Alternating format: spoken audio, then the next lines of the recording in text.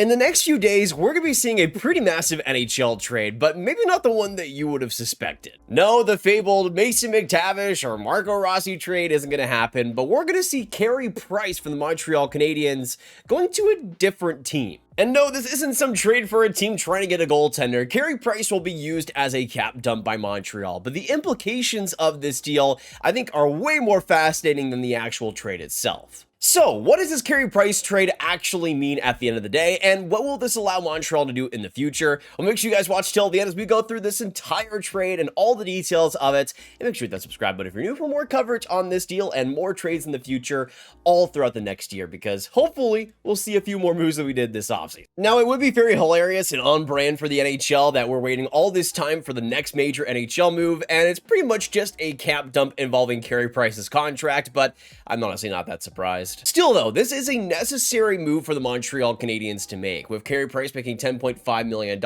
there's a lot of cap shenanigans as to why the Habs can't just have him as an LTIR piece this next season and why they need to move him now. Regardless of that though, it is going to be very, very strange to see Carey Price moved. It's going to be one of those Pavel Datsyuk type of Arizona Coyotes deals where it just feels wrong. And in Carey Price's case, he's not likely to play a game at all after he gets traded. That's not going to happen, but still, to have him on another team's roster is going to be strange considering how much time and how much of a vital piece he's been to this Montreal Canadiens team, even if he hasn't played a game in 4 years. But one of the first people to cover it, in Marco D'Amico, talked about this situation in a latest article and went through some of the details on it, saying, "I've heard the Canadiens would move Price to line up another trade. It's simply a question of when. With the signing bonus paid, sources expect the Habs to move Carey Price's contract, freeing cap space for potential in-season trades." And when it comes to the signing bonus on the deal, we get confirmation here from Puckpedia saying that Carey Price receives a $5.5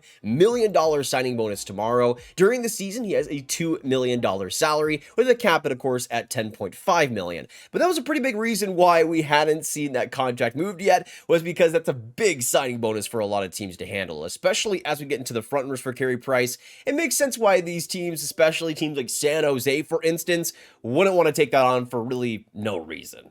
And Marco gives us some destinations to potentially look out for, saying that Carey Price's contract should be traded this upcoming week, with sources suggesting San Jose, Chicago, or Pittsburgh as destinations. The Canadiens are trading Price's contract to open themselves to the possibility of another trade. And then even more details on the frontrunner, saying that for the record, the most amount of smoke has been around San Jose, and that we'll see where it goes in the next few days. And we had this interesting exchange as well about the details of this, with Yol saying that they could start the season with Price on LTIR and be fine, but Marco says they cannot use in-season LTIR right now. There's $6 million over the cap. They need to use the off-season training camp formula, which means zero roster flexibility. So that's the thing. If the Habs kept Carey Price, it really wouldn't allow them much to go after anybody at the deadline, anybody in general, or even change that much within the roster entirely. I mean, they would be pretty much stuck and locked in with what they have, which for Montreal I think could be fine, but I think there's room still to grow with that roster. And let's be honest, I still think unless Kirby Dach somehow explodes, that second line C spot will be an issue for the next couple of years, and unless Michael Hage is able to pop too, it could be an issue after that. So for Montreal, if something opens up and they have the opportunity to strike, they should, and hopefully this trade will give them a better opportunity to do that. And as Jean-Francois says in a pretty candid tweet here, a trade will happen to Montreal no matter what. They are in the worst spot possible cap-wise. They're unable to be below the cap before placing Price in LTI, and they are not close to $106 million at all. The easiest and best move for Montreal is to dump Price, of course. And it's true, you look at the teams in the cap space out there, and the Habs have the second least projected space in the league with minus $5.93 million. So something needs to budge, something needs to change in the cap situation for Montreal to really even be compliant, whether that is putting Carey Price in LTI, but of course, a trade being the most likely option, even if it means for Montreal giving a little bit to make the deal happen. Now, I've seen some people out there just kind of expecting for teams to take on the contract because they need to get to the cap floor, obviously. But this next season, the cap floor is going to be $70 million, a little bit over that, but I think $70.5 million is the figure. And you see, in terms of the projected space and the projected cap hit for all teams out there, every single team is above the cap floor right now. So no team is necessarily in desperate need or anything to take on the Carey Price contract. No team needs it to actually get to the cap floor, like some people might say, and that might make it for for Montreal a little bit more difficult than it otherwise would have been to trade him. I don't think it would take a first-round pick or anything, but I think we're looking at maybe a little even more than like a 7th rounder, maybe even like a 5th rounder or something to take on the contract, just because for teams, they're not really desperate right now for that. For a team like San Jose, obviously it could be in their best interest to take on a contract like this with the space they have, but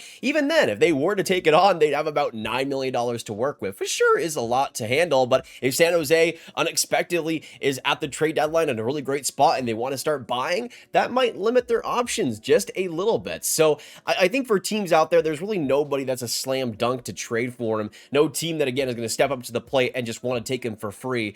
Unfortunately for Montreal, it will have to cost a little bit, but I think in the end, because of that, it makes the roster a lot more fluid, and it's just kind of a deal you have to make. The good thing about this, though, is that Carey Price's contract is only for this next season. So after 2026, the contract is over, which is, of course, a lot more appealing for NHL teams. If they're going to take a contract like this on for a pick, it's much better to have it as only 1 year left, especially for a team like San Jose that's going to want to start doing a lot better, especially in 2027. I do think it'll end up being San Jose that ends up taking on the Carey Price contract, just because, especially in Mike Grier's early tenure in San Jose, they seem to be pretty savvy in terms of bringing on contracts and deals that other teams might not want to keep on the books, and it seems like San Jose has always been very active in that mindset. So bringing on a player like Carey Price for a 5th round pick or something, I think makes a lot of sense for them still. But when it comes to what this trade actually means for Montreal, I think it means that we're officially entering a new era. I mean, we already have gotten the implications of that with last year's playoff run and everything, but trading Carey Price, having him off the books, and having a situation where Montreal's so tight to the cap they need to trade him is kind of an interesting spot considering where they were just a few years ago, trying to rebuild, trying to retool this roster. Now they have all the pieces in place. They're expensive. They cost a lot, but at the end of the day, it's a really good core. And for Montreal, something that they'll want to keep going forward, which is why a Carey Price trade is happening in the first place. And even though it'll be strange and maybe even a little bit sad to see Carey Price not on the Montreal Canadiens roster anymore, at the end of the day, it was just $10.5 million in cap space. He wasn't playing another game in Montreal, no matter the situation, and he's not going to be playing a game for anybody else either. So it's not going to be a weird situation where he plays a couple games for San Jose to end off his career. That's just not going to happen. And at the end of the day, it's just kind of a casualty for the cap space. Unfortunately, the Arizona Coyotes aren't around anymore to take on Carey Price's contract like they would have in the past, which that's maybe the most sad thing to me. Now, getting into the article we actually mentioned at the start of the video from Marco, it goes into a lot of interesting details around the trade market after the Habs make that Carey Price deal. Montreal was in the market for a centerman, but because they hadn't traded Carey Price yet, the cap situation was a bit of a problem. Not a bit of a problem, it was the problem. And until that signing bonus was paid, there really wasn't going to be any trade to feasibly happen yet. But with the Carey Price trade happening, it seems a lot more likely that Montreal's actually going to be able to pull off a center trade. And it goes into some of the details here from TVA Sports, Jean-Carl Lajoie going into also what Montreal could be doing timeline-wise, saying, I haven't heard anything is imminent with a top 6 center, with training camps set to start in a few weeks, but I have heard they're monitoring a few situations in case teams have a change of heart between now and the December roster freeze, said a well-placed NHL source. And that makes a lot of sense, considering for Montreal, we've also seen some trades midway throughout the season, not just at the trade deadline, but I think there could be a lot of shakeup around November, around December, even January, well before the trade deadline,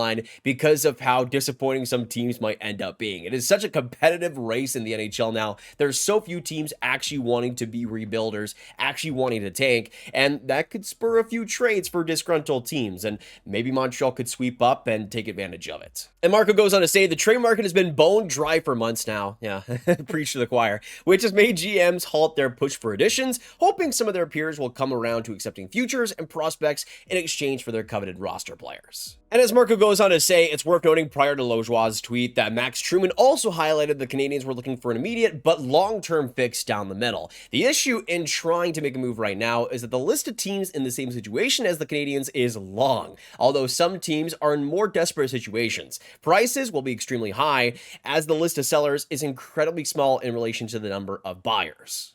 And as they go on to say, right now there are about 5 teams that would jump at the first bona fide top 6 center available, especially the Vancouver Canucks, which makes sense, said a source out of the Western Conference. The Canadiens are putting a lot of hope in Dach to see how he starts the season, and if he starts the season and should it not work, they'll reassess it as they did last December. And that makes a ton of sense. I think a lot of the start of the season is riding on Kirby Dach and what he's able to do, because I think at this point, especially considering the center options out there, there's very few that are even better than a Kirby Dach, even if he has the injury issues and the lack of consistency.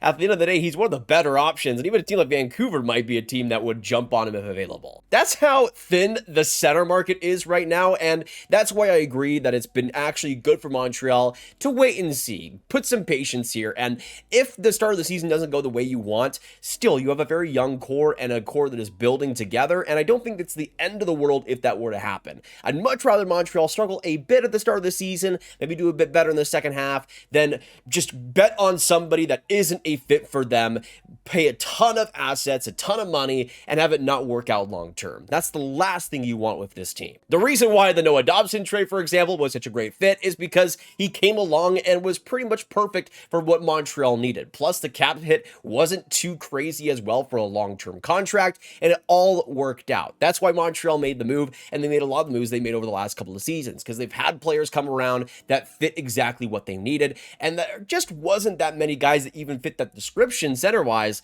this offseason. You could have said players like Mason McTavish, but I doubt he was really available for a price that Montreal would have even been able to stomach. I think it would have been a gargantuan trade package going back to Anaheim, and I just don't think for Montreal they were in a position to really give that up. So I think in a lot of ways it's kind of going to be a wait and see first couple months of the NHL season for Montreal. I don't know how well they're going to do. They're a team that I'm still kind of debating whether they're actually a playoff team next year or not, because there's so many different factors that could come into play here. But if they were to trade for a second line center, if they were to really go and be aggressive, I wouldn't mind that whatsoever. We just don't know who's even available right now or who will be available in December. All I know is that I am going to need Kirby Dach to actually start playing well, man. I have been dying on this hill for so long, and I'm just at this point, just give me what I need at this point. I'm not even going to put too much confidence. I'm not going to put too much faith. I'm going to keep my expectations low, and if he is able to get past that, I will be pleasantly surprised. It's a shame, man, because again, those 2 games at the start of 2024 were so good. I swear to God, I feel like I'm taking crazy pills. He was so good in those 2 games, got injured. A lot of 2025, I felt like, was kind of recovering from the injury, and it showed. Only 22 points in 57 games. But man, I know he's not going to be fully healthy to start out training camps and everything, but dear God, we just need something here, man. I don't care if you're not 100%, if you're just like 90% or something, just start putting up points, man. Start looking actually a little bit faster, looking a little bit more flashy, because, geez, the Habs need Kirby Dach to not just break out, but to establish himself in at least a middle 6 role. It felt like that was kind of all over the place last season, but here's hoping that there will be a little bit of change, because I think in a lot of ways, Kirby Dach could be emblematic of how this next season goes for the Habs. I don't want to put too much pressure on him, though, because if I do, one of his bones might break, and we obviously don't want to see that happen again. But I do think ultimately Dach will be fine. I don't think he'll be as bad as he was last year, but I don't think he's going to make a huge impression as the second line center for Montreal, which makes it even stranger long-term for what the Habs need to do, because I think in that place, you're kind of debating, is Dach going to be able to get better? He's just 25 years old. Maybe he'll get a little bit better over the next couple of seasons, and it'll put Montreal in a tough place, especially when they try to evaluate who is going to be a definitive improvement in that second-line center role, but we'll just have to wait and see. Again, I'm hoping Kirby Dach proves me wrong, I guess, and actually is able to truly break out, because, again, dear Lord, this Habs team needs it. But that is my video today on the Carey Price negotiations, the trade rumors, and what it could mean for the Habs afterwards when it's all said and done. Thank you guys so much for tuning in. If you guys enjoyed, of course, make sure that like button, hit that subscribe button, the notification bell for more trade content and coverage just like this. Of course, share a video with all the hockey fans you guys know online, and click on this card for all of my hockey prospect talk right in one playlist. Oh God, I think I have the hiccups. I'm gonna get this video done quickly. I'll see you guys in the next one. Have a fantastic hockey day. Goodbye.